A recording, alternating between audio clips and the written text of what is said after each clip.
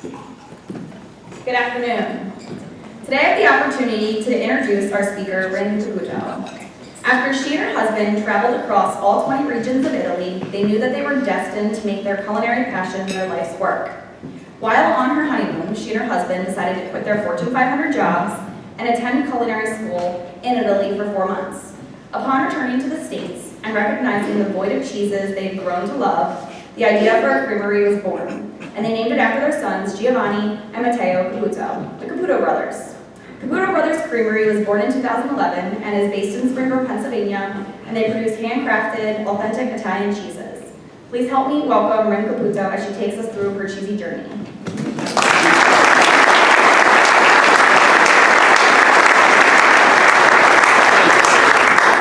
All righty. So I gotta turn my kettle on here. Can you guys hear me? Yes? Awesome.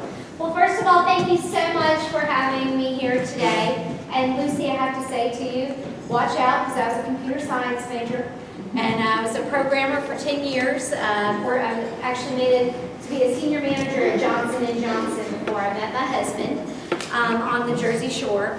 You might tell that I'm not from here. I was a military brat, kind of grew up all over. 10 years in Mississippi and 10 years in Texas makes you talk like this. And rode the year 2000 wave as I graduated from college. Had a great career as a consultant with Ernst & Young, and then rode the dot-com boom and ended up as a senior manager at J&J in New Jersey, and that's where I met my husband. He was in pharmaceutical sales for Pfizer, and we met, fell in love almost immediately, got engaged in a vineyard in Tuscany, which is, yeah, guys, that's the way to do it. Yeah. Gives you a great story for years. And you know what? We basically, we knew that Dave was not in love with his career in pharmaceutical sales. It just didn't suit. But he just didn't know what he wanted to do. And so I said to him, you know, I'm moving from Texas. We're buying a house. I'm taking a new full-time job. We're planning a wedding in 6 months. If you could just wait till after the wedding to make a major career change, that would be awesome. Technically, the second morning of our honeymoon was after the wedding. So he did fill that request. But basically, he woke up on the second morning. He said, "Rynn, I know what I want to do with my life." And I said, "Hopefully that's be married to me." And he said, "Absolutely." He said, "But I want to be a chef." And I said, "Okay." He said, "That doesn't scare you?" I was like, "Shoot, no. I mean, that's just the kind of girl I am." And so basically, we started on this incredible journey. We found a culinary school in Calabria, Italy, the toe of Italy, a facility that literally hangs from the side of the cliff with an unobstructed view of the Ionian Sea. Some of your members have actually been there. We took them there in April, Roger and Lou. So. Yes, I had to travel through Italy with Roger, so. It was wonderful. But anyways, it's an amazing place, incredible instructor. It was, once we found it, I said to Dave, "If you think you're leaving me in our first year of marriage, in my first winter in Philadelphia, so you can go hang from a cliff and make good Italian food all day, I don't think so. I'm going with you." And so when I tell you that I had a closeout meeting with my staff on Friday, and on Monday I'm in culinary school cleaning a flat of calamari just pulled from the sea, I didn't even know what I was doing. Let me tell you, it was a major life change. Terrifying, yes, but I had a big toolbox with me, right? I had a 10-year career prior to that, where I had learned an unbelievable amount. And that all went with me to Italy, and we had this vision, right? When we went through these 4 months, and then, as Courtney said, we traveled all 20 regions of Italy just from a food and wine perspective. I mean, we figured somebody had to do it, right? Might as well be us. We took one for the team. So we went through this incredible experience. We came back, and we felt like we had this cross to bear. Listen, I love a good chicken parm just as much as the next girl, okay? But nobody in Italy is putting Parmesan Reggiano on a chicken, and they think it's kind of odd that we do. So we wanted to take all of this knowledge that we had learned over there and bring it back to this country. And so we didn't know what we were going to do until we got back. We settled in the Virginia Beach area of Virginia. We started making mozzarella cheese out of pure life necessity because we couldn't find mozzarella that tastes like the cheese we were used to having over there. We didn't know why yet, okay? But we knew something wasn't right. So in our home kitchen, we started making it. And the dairy down there came to us one day, and they said, we need to have a serious conversation. And we were like, okay, what's going on? And they said, well, we want to hire you to be our cheesemakers. And y'all, we literally laughed out loud. We were like, cheesemakers? We're chefs. But your cheese is so good. And you know, in the South, we have a little saying, bless your heart. That's just because you don't know what good cheese is. And they said, but we think people would love your cheese. And something got in there, y'all. We started doing our research. We found this wonderful property in Spring Grove, Pennsylvania. We'd never been to before, but the moment Dave and I walked into it, we said, this is it. This is where we're supposed to be. And we went to both sets of parents. We said, who wants to move to the middle of nowhere, Pennsylvania, and make cheese with us? Dave's parents, who are from New Jersey, said, we're good, we'll come visit, and they too. My parents were like, yeah, we'll put our house on the market tomorrow. Let's do this. So you can see who I get it from. And so literally, we ended up in Spring Grove, and we haven't looked back. That was 6 years ago. God brought us York Traditions Bank at that point. Hey guys. And we built an addition onto our home, and that's where we started our first creamery. And back then, that original business plan, which Ed, you can laugh at now, looking back on it, we thought we had a 40-gallon kettle, and we thought if we could just someday make it to the York Central Market and sell our fresh mozzarella, that was our definition of success. And nothing against the York Central Market, we love it, we shop there all the time, and our cheese is there now. But things took a right turn that we weren't quite expecting. And that right turn was this. When I started to go out and sell this fresh mozzarella to people, everyone had the exact same question. Rynn, what kind of shelf life does it have? And when I would say, a day, maybe 2. And they would look at me like I was crazy. Because in this country, we like things that have a shelf life of 3 weeks, 6 weeks, right? Let's cryovac it, okay? We just have a different supply chain here. But in Italy, fresh mozzarella is meant to be eaten the day it's made and never refrigerated, just like I'm going to make it for you here today. So I had this idea, right? What if we made the curds, we froze them, and we shipped them out? My background was in corporate training, so I was like, I can just go out and teach people. How hard could that be? Stretch a little fresh mozzarella, right? Everyone thought we were crazy. Okay, these little frozen cheese curds, Apple Valley Creamery in East Berlin, who we've always used in farm milk, and it's actually where we make our cheese to this day. We said, hey, could you put some of these in your freezer case and see if people will buy it? And I remember the owner telling me, Rynn, no one is ever going to buy this. Who wants to make their own mozzarella? I said, well, maybe people like me and Dave. Let's see. 3 months later, we got a phone call from a little cheese shop up in New York City called Murray's Cheese, which happens to be the country's most prestigious cheese shop. They called us up and they said, can we have a sample of your cheese tomorrow? Y'all, that's literally like Harvard calling and saying, could you send us your child tomorrow for an interview? Yep. I'm on my way. He's second. But whatever, when they call, you go. You never know what might happen, right? We went up there. The next day, they gave us 20 minutes. They were like this. We'll let you know. Okay? The next day they called and ordered 100 pounds of cheese. I go running through the house going, Murray's just ordered 100 pounds of cheese. My husband, who was far more sensible, came behind me going, Rynn, do we have 100 pounds of cheese? And I'm not exaggerating when I tell you, 102 pounds. And at that point, we had never sold more than 1 pound to anybody. But that didn't scare me. You know why? Because I knew how to get to Home Depot where they sell boxes. And I just went and got boxes and put 50 pounds of cheese in it and showed up to Greenwich Village, New York City the next day with 100 pounds of cheese in Home Depot boxes. And let me tell you, they thought the bumpkins had truly come together. Who are you and what is this? From that moment, now 4 years later, we remain the country's only producer of fermented cheese curds that can be stretched into fresh mozzarella. Our cheese that is made right here in the middle of nowhere, Pennsylvania, tonight will be served at the restaurants at the Bellagio in Las Vegas. Las Vegas! Celebrity chefs from across the country are now our customers. The top restaurants in New York City, they use our cheese. Last week, I was hanging out at one of our new pizzerias in New York City with the editor of Food and Wine magazine.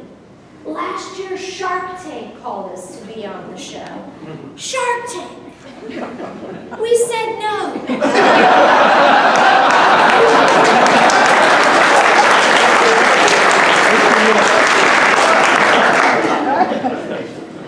So in that first year, we had the New York Times, editor's top 10 choice of Food and Wine magazine. Last year, New York Magazine picked us as one of the 50 best cheeses to eat in the world. In the world!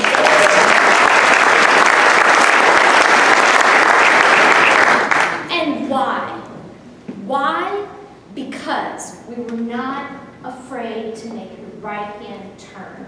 This is not the business I set out to create. This is not what my husband and I thought we were going to do. But when the opportunities came, we went for it. And sometimes in business, we forget that, okay? We get so worried about where we are and what we're doing. One of my friends who also has a small business told me this one time, and I love this because I'm a visual thinker, okay? He said, Rynn, in small business, sometimes we forget to come up to periscope depth and take a look around. Think about that. When was the last time you came up to periscope depth and took a look around? Do it today, okay? Because there's probably opportunities out there that you're not even paying attention to. They're right there. People say to me every single day, Rynn, I can't believe what your business has done in 4 years. In 4 years, we've gone from, the first year we did $9,000 in revenue. Last year we did over $500,000. This year we're on pace to do almost $1 million in revenue. From little old Spring Grove, Pennsylvania.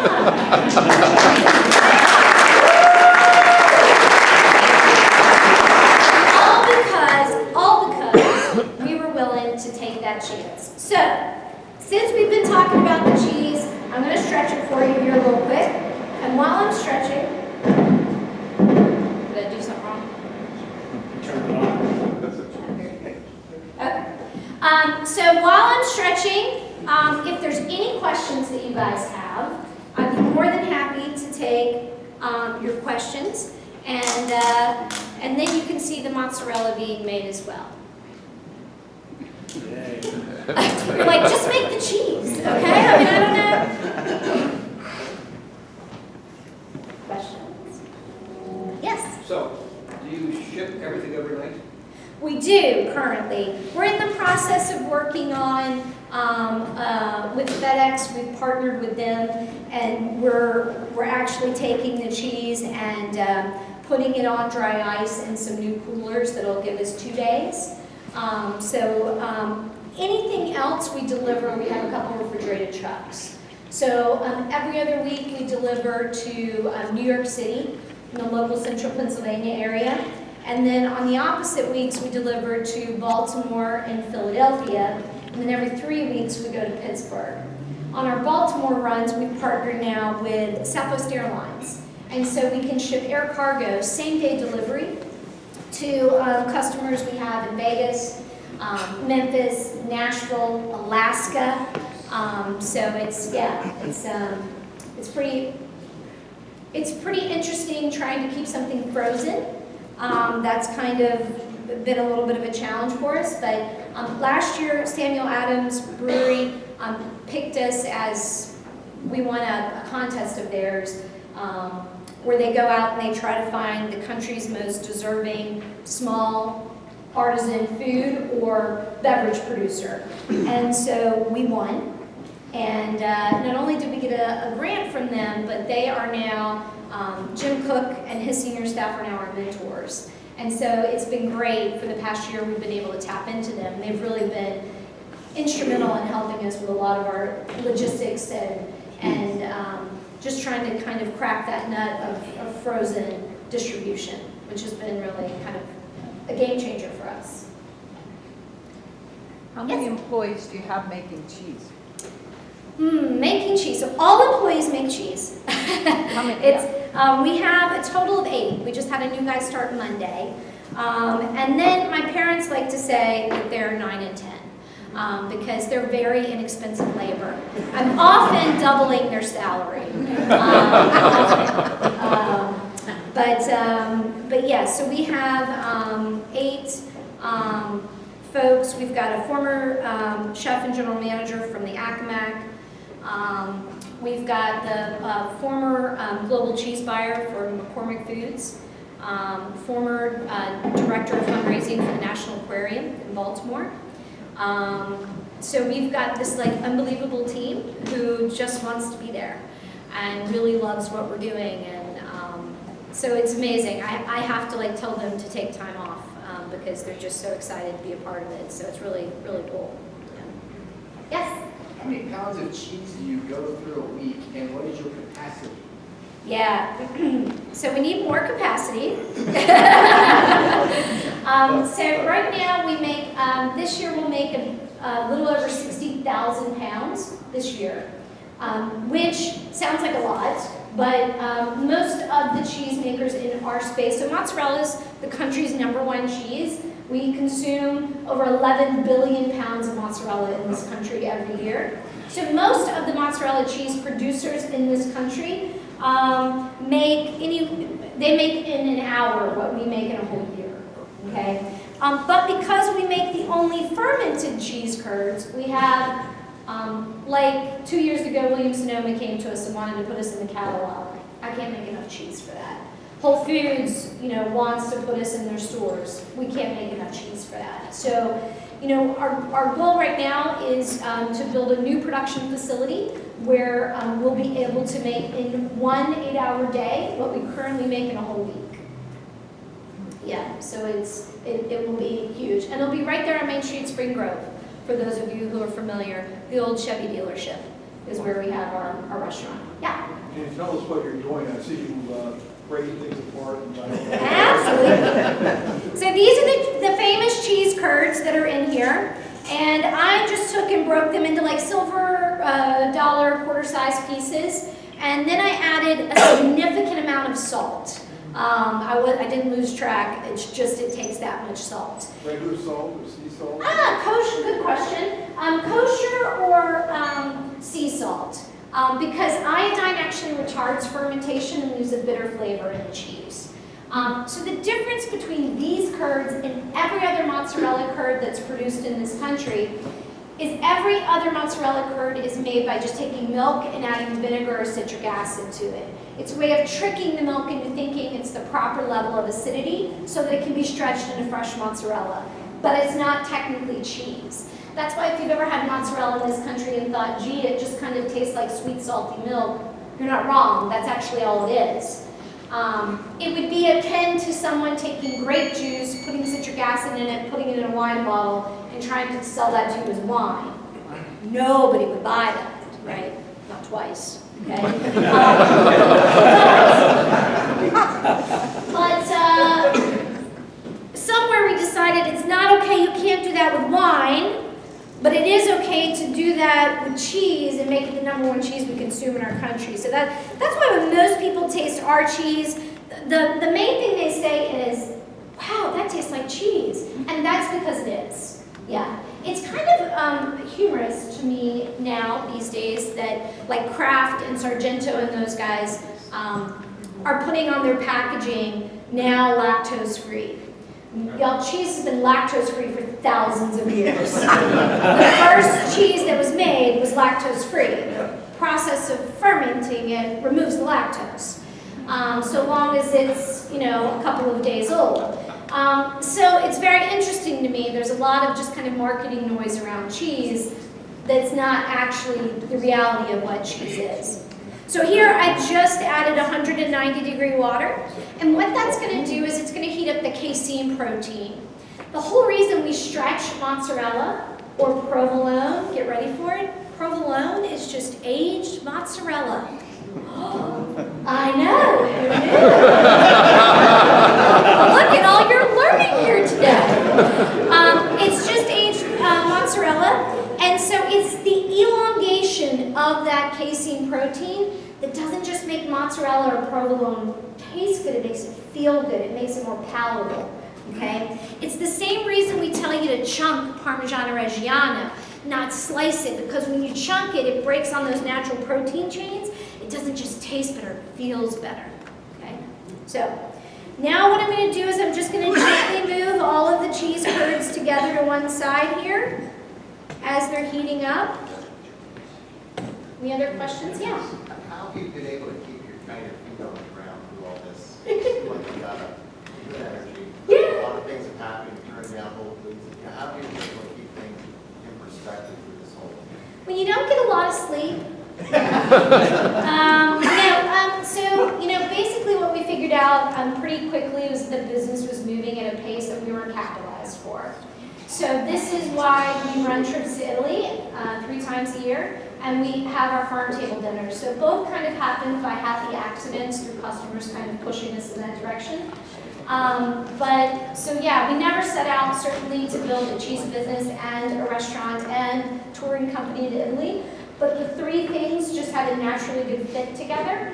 And I think that's it. We've just, because we continue to see different sides of the business, the learning process has been much quicker for us.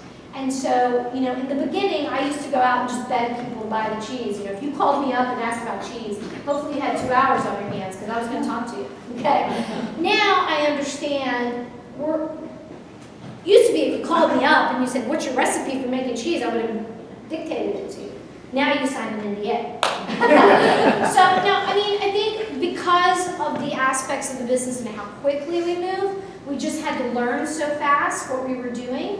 I keep saying, somebody better drive up and deliver my MBA because Lord knows I have earned it building this small business. But I think that's, and you know what, we have a 5- and a 7-year-old who at the end of the day just want a mom and dad, you know, so it doesn't matter, you know, how exciting things are. We were on, our cheese was featured on CBS this morning, 2 weeks ago. And my dad was laughing because like they had this full shot, the big Caputo Brothers logo there. They were talking about one of our customers in Brooklyn who's aging some cheese for us. And my dad was like, 2 years ago, you would have been like bouncing off the 4 walls, you know? And it's just like, oh, heck, the cheese is on CBS this morning. So, you know, it's just trying to keep it in perspective, I guess. At the end of the day, I'm a mom who has a small business who just wants to change the world one mozzarella at a time. So you can see the cheese starting to stretch here. It's a little cold. We'll put a little more.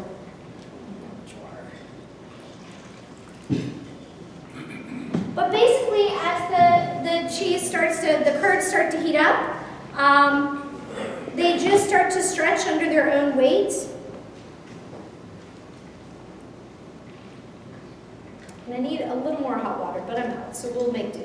You get the basic gist. This is where we go.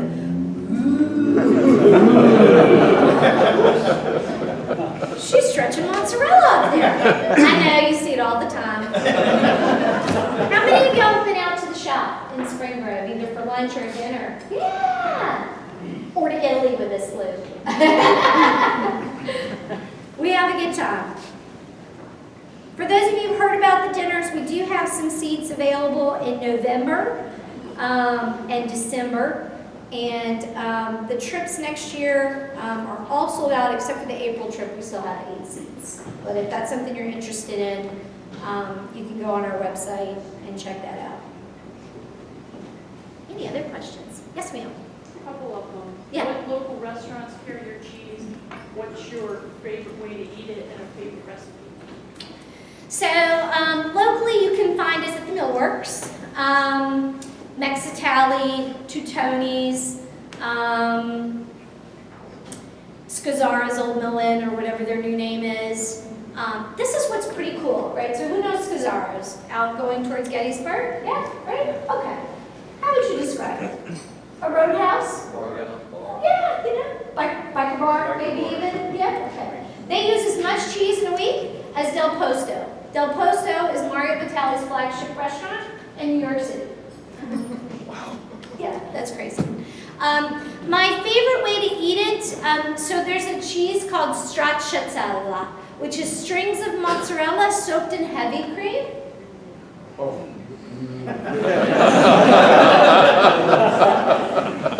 You take grilled peaches, which just happen to be in season right now. You put a little stracciatella on that. Life is good.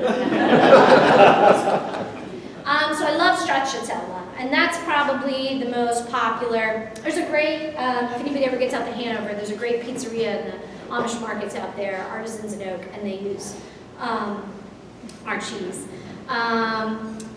The Acmac, Grain and Verse, which is in that weird hotel, Clarion, the Garlic Poet, their sister restaurant next door. I know I'm forgetting, but I don't do deliveries anymore, so.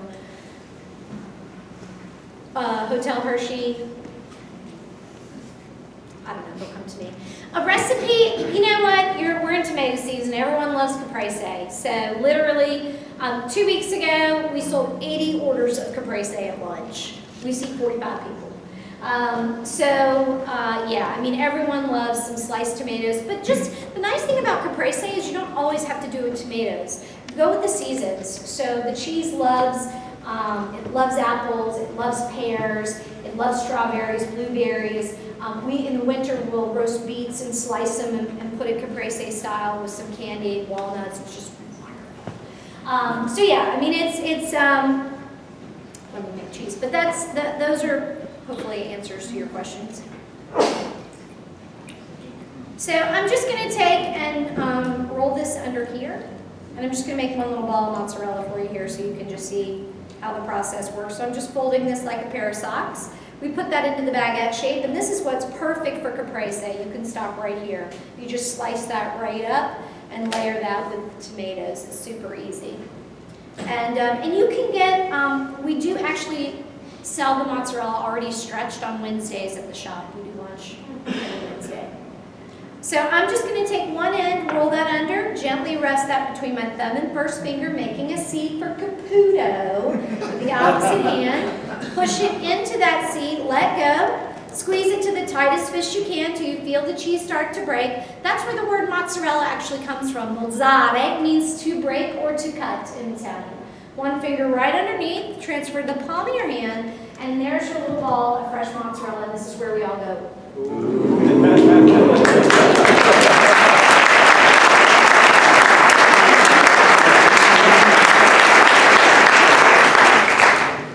Y'all, thank you for having me. If anybody else has any questions, yeah. With your increased production, you mentioned a local supplier for your milk. Mm-hmm. Do your local suppliers have capacity to grow with you? They do, yeah. It's a pretty cool story, actually. So when we first came to Apple Valley, they didn't think they were going to be able to keep the next generation on the farm. They're a 5th generation dairy farm, so now they are. And all of their excess milk had been going to Land O'Lakes that they were getting a reduced cost at. So 3 months ago, we finally got to the point where we were buying enough milk that they no longer had to ship to Land O'Lakes. All of their milk is now being converted into a higher value add, which is a greater success for them. So yeah, it's a great story in the partnerships that we've made. For our dinners, the Outland House, we have negotiated a corporate with them. So we get a lot of people for the dinners that come from DC or Philly or New York City, and they stay at the Outland House. You should see the people from New York City. Has anyone ever stayed at the Outland House? The rooms are huge. And for New York City, they walk in and they're like, "You won't believe how big these rooms are." So it's pretty fun. Sure. But when we started with the Bellagio and Caesar's Palace and Giada's Restaurant in Vegas in January, our distributor out there came to us and he said, listen, the Venetian would like to meet with you guys about doing a mozzarella bar in the Venetian. And I was like, yeah, that's like amazing. And I mean, the old Rynn would have been like, absolutely, yeah, I'll be on the next plane out there. Let's put a mozzarella bar in the Venetian. And I said, you know what? No. I've got to build this plant in Spring Grove. I'm committed to being in Spring Grove. We have customers and we have employees here, and we have to get this done first. And so, you know, that's really kind of what our thing is here. Is there's so much good milk in central Pennsylvania, and farmers really aren't getting the value add for it that they could be. And so that's why we really want to be able to, once we outgrow Apple Valley's milk supply, then there's other farmers who are interested in converting, they just don't know how to get there. But we've now figured it out. Penn State just got a big grant. They're doing a big study on us. A grad student all of her time, just because we've unlocked the key to something nobody else has been able to do. So, yeah, it's exciting. Yeah? So the product that was in the container is what you ship. Yeah. What you did here is what the chef does at the restaurant? That's right. But they can do anything. I mean, there's like 30 different cheeses that they can make out of it. Most people don't realize that they're all just a variation of mozzarella. Like queso Oaxaca, which is the most common Mexican cheese, was Italians who went to Oaxaca, Mexico, who knew how to make mozzarella and started that cheese there. So we even have customers who are like, you know, Latin American restaurants who are using it to make queso Oaxaca. So what would be different in your process? To make it, yeah, so just the way it's finished, so like queso Oaxaca, instead of being a ball, you actually take and make long ropes and you roll the rope up into like a ball of yarn. It's just a different presentation. Burrino, which we are putting on the map. Burrino is butter wrapped in a layer of mozzarella. I mean, because how do you